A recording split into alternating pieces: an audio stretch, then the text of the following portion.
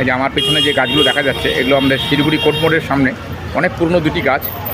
আর সেই ছোটোবেলা থেকে দেখে আসছি এই গাছগুলোকে। আজ বিশ্ব পরিবেশ দিবস 5ই জুন।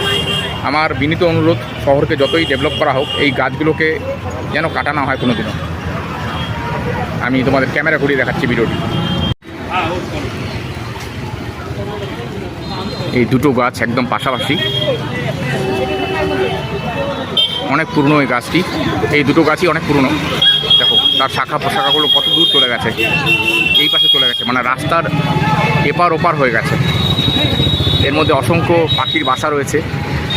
তো আজ বিশ্ব পরিবেশ দিবসে এটা অনুরোধ যেন এই গাছগুলোকে কাটা না হয় কোনোদিনও। শহর যতই ডেভেলপ হোক এই গাছগুলোকে রেখেও যেন সৌন্দর্য করা যায়, এটাই আমার বার্তা এই ভিডিওর মাধ্যমে।